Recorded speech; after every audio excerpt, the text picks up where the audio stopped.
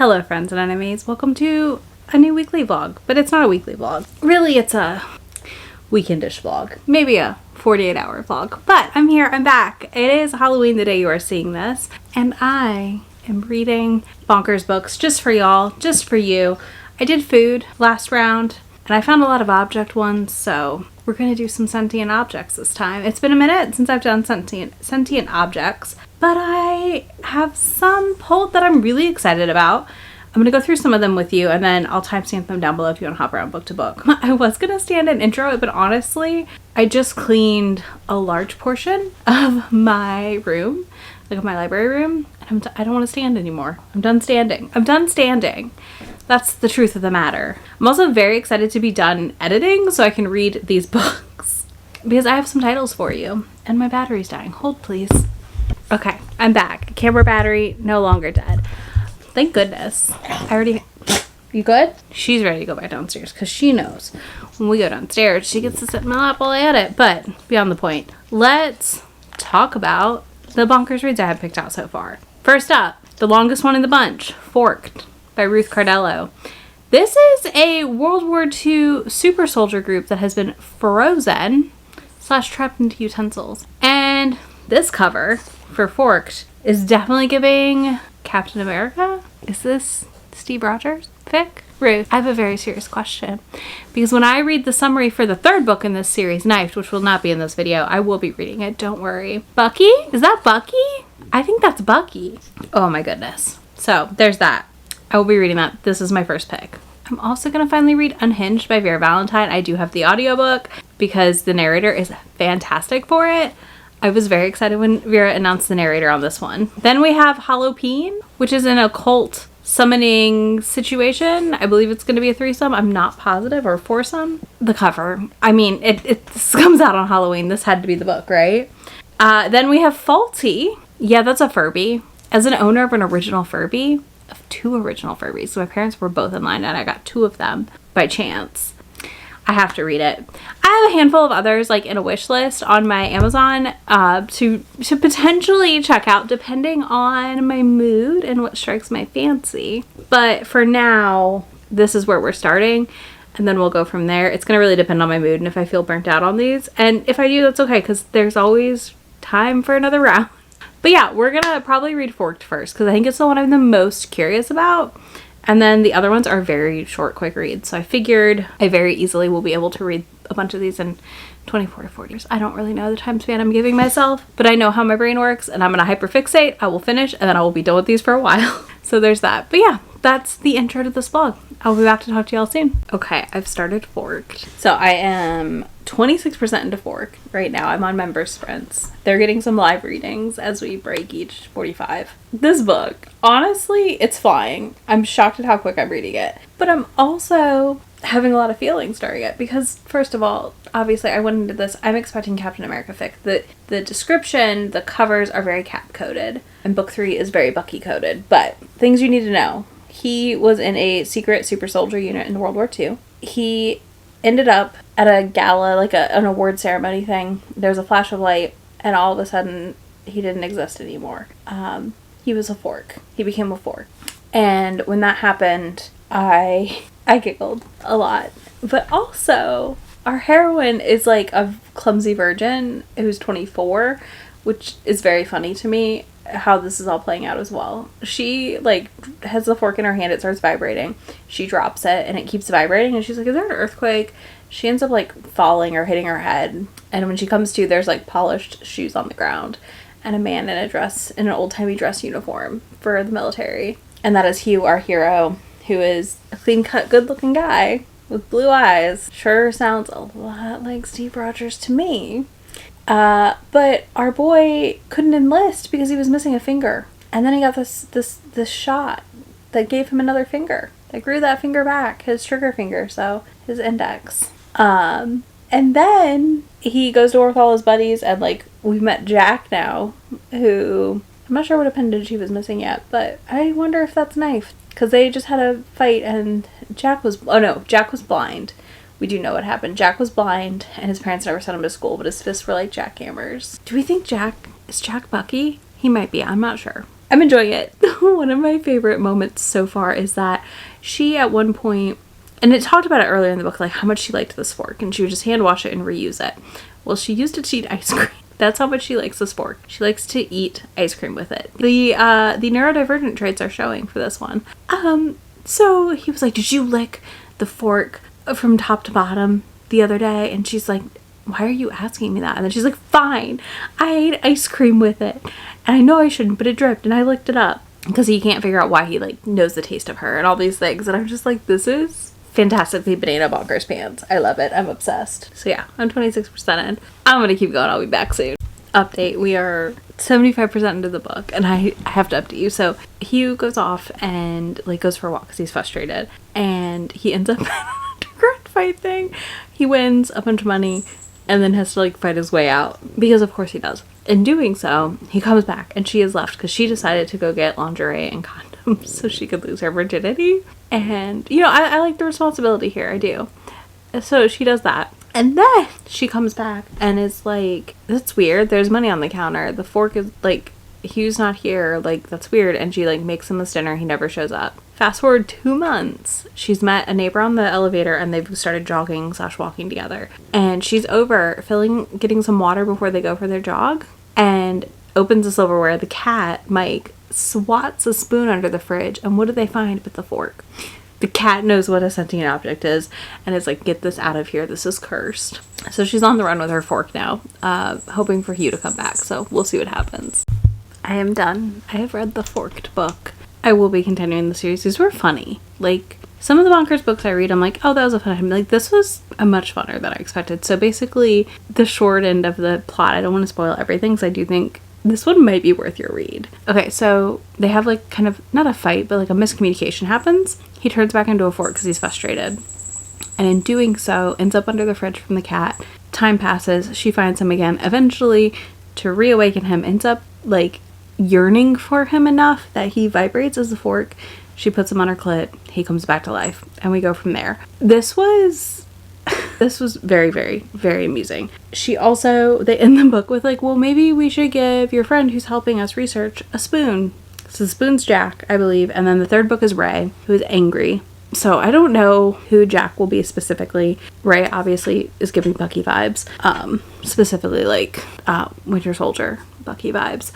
But they even, when he tells her his story, she's like, yeah, whatever, like, you're Captain America, sure. So I love that we like tongue-in-cheek acknowledged it, but it's just been very funny, very entertaining. I'm giving it 4 stars. I did not think I was walking out of this Forked book with a 4-star rating, but here we are. What a way to kick this off. I know the Vera Valentine is also guaranteed to probably be a good time for me, so there's that at least, but Forked impressed me, and I do plan to read Spooned and Knifed at some point because that was way funnier than I ever expected it to be. Way, way funnier. I think I'm gonna read Faulty next, which is the Furby one, this one, but I might not start it till the morning, so I will update y'all then. That's book 1 down and a 4 star, so I really can't complain because like, how did we get here? I don't know, but I'm not mad at it. Okay, so I'm reading Faulty. Also, I do not understand how pale this room makes me, but it is what it is. Okay, so I'm reading Faulty, this one, for our next book. She buys a faulty Furby.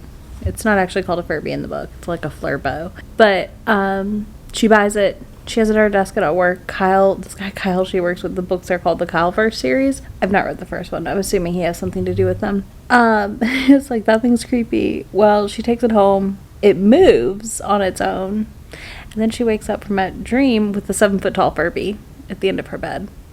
So, or she dreamed it. She's not sure yet. So yeah, this is gonna be interesting. I am already intrigued and concerned. I'm not really scared of Furbies or anything like that, so there's that, but very intrigued. Very, very, very intrigued where this is going to go. But yeah, I'm already 3 chapters in. I'm like 26% in. So I will be back when it gets bonkers. But I just want to give you the initial update. And I'll be right here and back when it's bonkers. So we'll talk soon. Y'all. Okay. So she wakes up again the next night to the Furby at the end of the bed. And he tickles her. And I'm just like, I'm thinking about what Furbies look like, right? and they're like little flappy arms. And I'm like, how does this work? I know it's 7 feet tall, but how is this working? And like its ear kind of blindfolded her so she couldn't see everything. Suspicious. Anyways, so that's happening. And she goes into work, and her coworker Kyle, and this is the Kyle verse series, so I'm assuming he secretly has something to do with inanimate objects becoming sentient. I just have a suspicion. But anyways, he says, I always knew the Flurbos were freaky little fuckers of the toy world. And I'm so amused. I'm having a great time. Alright, I'm gonna keep going. I'll be right back. Couple of things. One, I opened the window, so hopefully we have a little more natural light going on. But makeup's done. I'm about to leave to head to a romance bookstore. You'll see that in the next vlog. But I finished Faulty, y'all. First of all, Push Pop, like the ice cream Push Pop flavored jizz. Didn't know I needed that in my life, but here we are. This one was funny. I think it's also really funny because Kyle, like that character, like is a through line in the story, and I just think that's really amusing, to be honest with you, that he kind of shows up in a lot of the stories in this universe, and it's just like, yeah, cool, whatevs, normal. I don't know, that tickles my brain in a good way, like in a fun way. But I'm putting in hair clips because it is so windy out. I don't know that my bangs are gonna stay down. But yeah, that was really funny. I truly just had a blast with that. It's a solid 3-star. It's not the best bonkers book I've ever read, and it's not the worst bonkers book I've ever read. So there's that. But yeah, 3 stars. I will be reading Hallowpeen next. I'm gonna read that when I get back. And I will read Unhinged this evening as well, or something else. We're gonna read 4 or 5. I can't remember my list exactly, but we're reading 4 or 5 of these, and we'll call it a day. So they're all gonna be in this hotel room, most of them, besides the one I read at my house. So there's that. Okay, so before I go like wash my face and get ready for bed, I've started Hallowpeen. One, I feel called out because I just read Midnight Mischief in the regular weekly vlog, and it was really good and I liked it, but it features primal play, and he's not masked, but if I were in charge of story time, everyone would be sharing adventures with masked men who give out hand necklaces and call you princess. Kind of the vibe of that book. Just a little bit the vibe of that book. So there's that. So that's funny to me that the vibe of the book I'm reading is that. But I mean, I'm 22% in. It has weird chapter breakdowns. Like they're not, I don't know if they're right or not, but they're weird. I guess it's broken down into 4 sections. Anyways, they tell a story, and then they get someone else to tell a story, and she's telling the story of her friend and what happened to her. And the summoning ritual is spelling out I cup. Did you do it? Did I just make you spell it out? Did I make you spell it ICUP? Because that's what it is. So this girl, like, is telling the story, gets made fun of, runs back to the house or whatever, and this girl, our main character, is like, I'm gonna go comfort her, I feel bad, and does that. She goes to do that. In doing so, she ends up getting harassed to go into the bathroom and do the ritual. So she's done that now, and she's left the bathroom and everyone's gone. Like the girl was like waiting there just in case and stuff, so she's now gone. So we'll see. We'll see what happens. I'm gonna go wash this off, and I'm gonna keep reading Hallowpeen, and I will update you very soon because I have a feeling it's gonna start going real quick here for me. So Grumps walked in last night as I was reading Hallowpeen, and I had an update for you, and I couldn't do it because I was like, I cannot talk about this book in front of him. He's gonna die laughing. So I'm back this morning to update you real quick, and hopefully I will get some more reading in of it today, and I will talk to you at some point. I mean, I have to. This vlog is supposed to go up tomorrow. I have 2 things I need to read you from this book. The Hallowpeen comes and jacks you off at night, refusing to leave until your penis hollow as his soul, was the joke one person made about the saying ICP. But then she came out of that room, right, and she was exploring, and there was no one there, and instead she finds a pumpkin man whose nails are pumpkin seeds. And then I turned to the page, and I was not prepared for what I read. I hope you're prepared, because I was not. His engorged gourd hood's orange surface is slicked with froth like a whipped topping on a pumpkin spice latte. Inch by inch, I stare in awe at his immeasurable length that dangles in front of me. The fluted base curves away from his body, jutting out like a butternut squash. Under a layer of pumpkin foreskin, I can see the tip of the stem wanting to poke out. Excuse me? What the the fuck? Anyways, I'm excited to read more of this. I love and I hate that I'm going to the city today because that means I have less time to read it. But I might read some of it on the train and then I'll highlight key passages to share with y'all when I either get back in the car or find somewhere I can like update downtown. I just don't know that I want to like whip my camera out and be talking about this book in public. But wow, that was something. Anyways, I gotta go get ready. I'll talk to y'all soon. So I'm officially in part 2 of Hallowpeen. I'm 60% in it, so I have 30 minutes left. This was a lot spicier than I was expecting of it, which, you know what, the title, I should have known that it would be pretty spicy, but here I am like, so she just had a threesome with her 3 jack-o'-lantern dudes, and part 1 ended. The key detail I must share is what their sperm, what their cum is, what they're shooting. Please do not be eating right now, specifically mini chocolate chips. It is described as a milky substance full of pumpkin seeds that are the size of mini chocolate chips. And also, I didn't realize how many pumpkin puns I could read about boning. But there's a lot in this. More than I realized existed, to be honest with you. So there's that. So yeah, it's been a time. We have now flashed back to current day where she's missing and they're trying to figure out what happened. So I'll be curious what I think as I read that. Yeah, that's where we're at right now. I am going to go hop in the shower and then I'm going to finish this and I'm going to finish Unhinged and we're going to edit this vlog. I would have liked to have gotten to one more book, but I just don't think it's going to happen, and that's okay. We've got more for the list for next time. But yeah, I'll be back to update you on the end of this, and then we'll read Unhinged as our last finale. The grand finale will be our door book, because what else are we going to end with? I'm eating my lunch, which maybe was a mistake, and I'm reading Hallowpeen. Part 2 is about her friend, and they're getting everybody kicked out of the party because you have to have your doors locked. And all the candy out of bowls, it has to be strewn across countertops and surfaces, not contained, before midnight. While our main character in Hallowpeen, the 3 pumpkin man story, is gone, and she's like mad at the girl who made her do the ritual, and is like, no, she snuck out, like there's no way she did that. Well, we hear about man candy. If your candy is contained in a container at midnight, man candy will appear. Yes, it's a man made of candy. Yeah, she found a piece of candy in the bowl outside for the trick-or-treaters. And man candy's here and has carried her into the house and is about to have his way with her. This is so funny. Anyways, he just tied her up with taffy, like shibari with taffy, and then restrained her with licorice. So listen, between the way the cum worked in the last part of this book and this, I just feel like this is a yeast infection waiting to happen, and I'm deeply uncomfortable with it. But, you know, for the vlog, we're here. It says I have 25 minutes left in the book, so I'm going to finish it and I'll be back if something else happens. Otherwise, I'll come back and wrap you up on the story. We have to talk about this real quick. The man candy is saddened when he finds out she didn't specifically summon him and just accidentally left candy in the bowl.